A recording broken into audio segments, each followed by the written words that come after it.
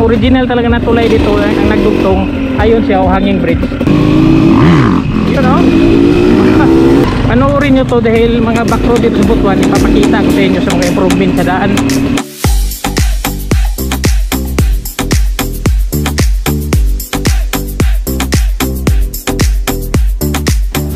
Yo, good afternoon mga katrip. Narito tayo dito ngayon sa Barangay Tiniwisan. Oh, may dadaanan tayo ngayon is back road pa rin to. Wow! Tatagos tayo ng Barangay Bubon, tapos tatagos tayo ng Silad, din Bahugani, and then Baan Riverside, and after doon tayo sa Barangay Buhangin tatagos, doon sa ilalim ng tulay ng Magsaysay. Binabaliktad natin to. So kung hindi pa kayo familiar sa daan na to, panoorin nyo na lang. If you play in line, you're gonna get stuck. You can roll my dice, but you're gonna run out of luck. If you wanna get higher. Sa kaliwa tayo dito ngayon. Ito sinasabi nila na lower. Yan. Uy hala, siminto na pala to.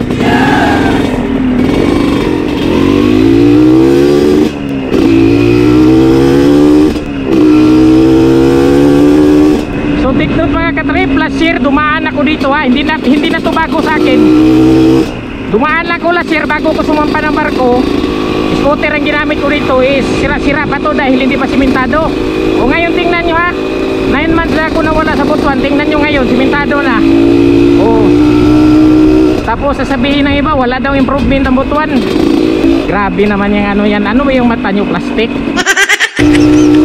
Saka may nadaanan ako dito na dati simbahan, kasi nung dumaan ako dito last year parang pista to, maraming tao. Ito mga imbornalo, hindi pa na simento.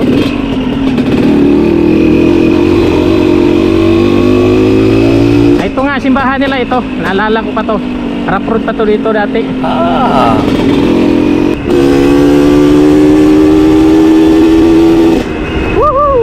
Grabe yung improvement sa Butuan eh. Yeah. Simentado na talaga lahat to.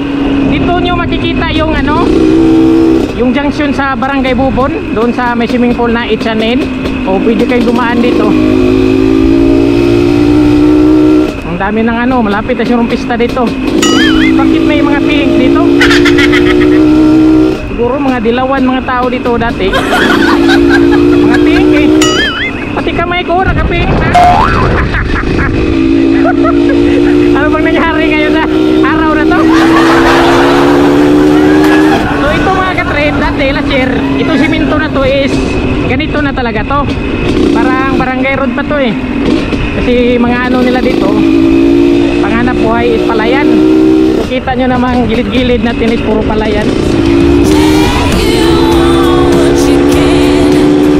So kita nyo, tapos sasabihin nyo na walang improvement na Butuan. Ito ang papuntang Bubon.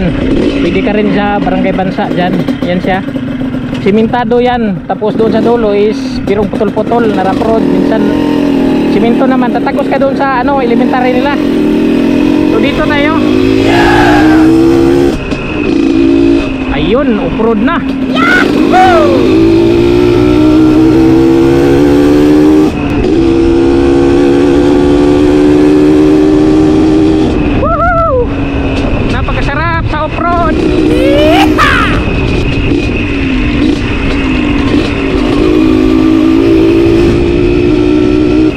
So ito siminto na.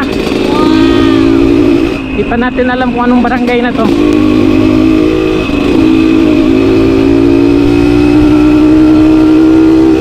May tulay ito yung matadaan ano. Nakailibit pa tulay oh. Ano kayang pangalan sa tulay na to? Nako, walang pangalan. Disgrasya. Ayan siya oh. Malinis din dito. Oops, parang may daan dyan ah. Ilang next time. Ay, may trail bike ko. 111 kay Burnok yata to eh. Ayan oh. Oh no. Taga Butuan na pala si Burnok mangusong. Ito may tulay na naman ha. Mataas, nakailibit.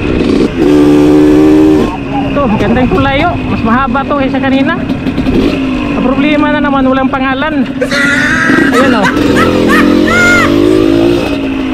Ang ganda dito Ito ito yata yung sa Mahay River, yung doon sa ano, Bayadak. Dugtong to eh. Yeah. So nagtanong tayo mga katrip, ano na pala to, Silad.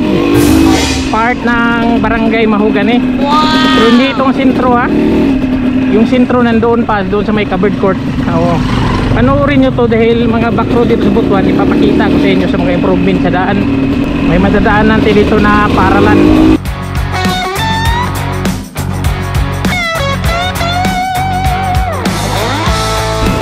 So ito mga katrip, yung elementary nila, Silad Mahugani Elementary School, North Butuan District.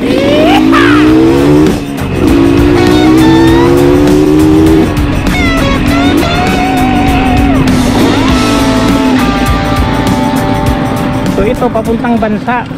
Yan siya. Ito naman kaliwa is papuntang Bayadak. Diretso tayo dito dahil nandito ang barangay hall eh, ng Mahugani. Inuulit ko doon ha, Bayadak.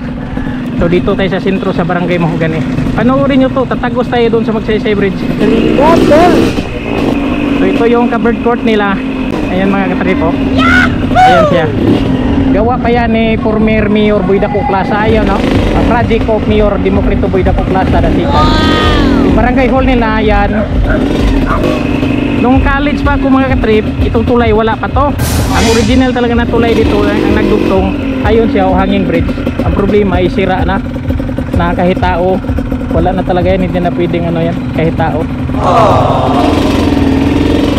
Kakaliwa tayo, papunta na yan ng Baan Riverside.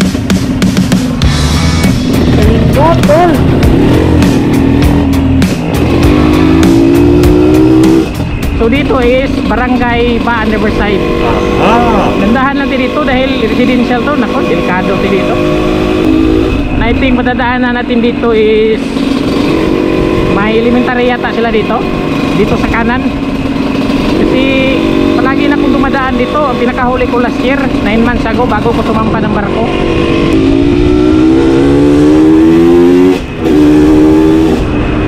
Una tayo eh, wala tayong makita kung magano tayo sa likod ng tricycle eh.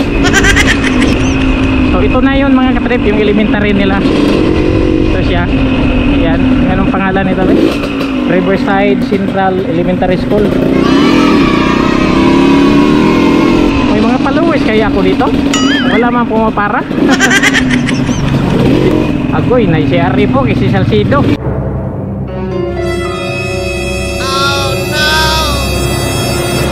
Kilala ko to eh. Ito papuntang Bayadak. Yan siya, pwede ka rin dumaan dyan. Eh dito tayo sa ilalim ng tulay eh. Ha? Siya magtambayan no? Kita na ko yung picture. Ha? Di mo ko kabalong huwili. Nag-vlog ko. Una dito. Kauna dito ka mo. Di mauwaw matanangin mo. Dako mo na kayo. Kung 50 mo na.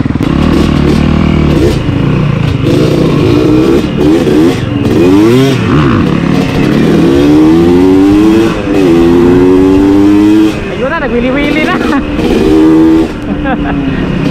Nag-aabot pa kami.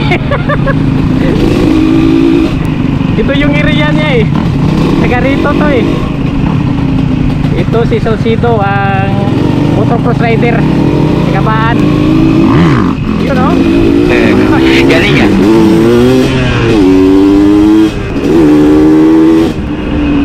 Pakalaki si RF 250.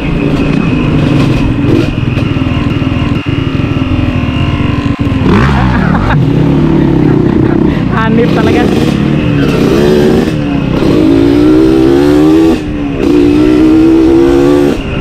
So ito na yung Baan Riverside. Ito na yung Magsaysay Bridge.